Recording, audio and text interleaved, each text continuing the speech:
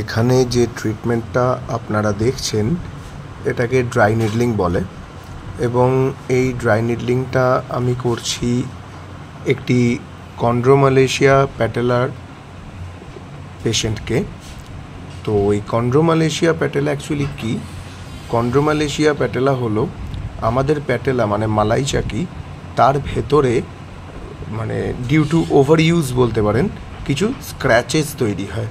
ওকে, তো সেখান থেকে পরবর্তীকালে পেন আসে, কখনো কখনো মানে ভেতরে ইনফ্লামেশন হয়, যার ফলে কখনো কখনো ফুলে যেতে পারে হাঁটু বা লাল হয়ে যেতে পারে, পেন হতে পারে, এরকম সমস্যা হয়।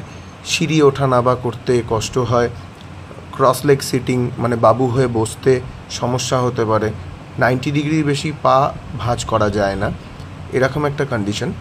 তো সেক্ষেত্রে আমরা ড্রাই নিডলিং করে থাকতেই পারি। ড্রাই নিডলিং একটা খুব ভালো প্রসেস এটাকে হিল করার। তো একটা কথা বলে রাখি, এর সিমটমস আর নি আর্থারাইটিস বা অস্টিও আর্থারাইটিসের সিমটমস প্রায় এক, কিন্তু অস্টিও আর্থারাইটিস যেটা সেটা কিন্তু আমাদের মোটামুটি একটা এজের পরে আসে, কিন্তু কন্ড্রোমালেশিয়া প্যাটেলা কিন্তু কম বয়সী মেয়েদের আসে। যেমন এই মেয়েটিকে দেখছেন, এর এজ 18-19 বছর কি 20 বছর হবে। তো এর এই কন্ডিশনটা তৈরি হয়েছে। তো এটা ভয় পেলে চলবে না, এই অবস্থায় এই বয়সে কখনো নি আর্থারাইটিস সেভাবে আসে না। যদি এরকম কোনো কন্ডিশন হয়, ভয় পাওয়ার কোনো কারণ নেই। আপনারা এক ভালো কোনো অর্থোপেডিকের কাছে যান, উনি সাজেস্ট করে দেবেন।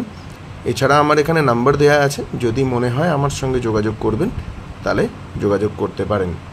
ওকে, তো এটা নিয়ে আবারও বলছি, ভয়ের কোনো কারণ নেই। এটা এমন কিছু সমস্যার ব্যাপার নয়, এটা 2-1টা সেশনস নিলে ঠিক হয়ে যেতে পারে। Thank you. যদি আমার এই ভিডিওগুলো থেকে আপনারা কোনো রকম উপকৃত হন বা ভালো লাগে, তাহলে একটু লাইক, শেয়ার আর সাবস্ক্রাইব করবেন।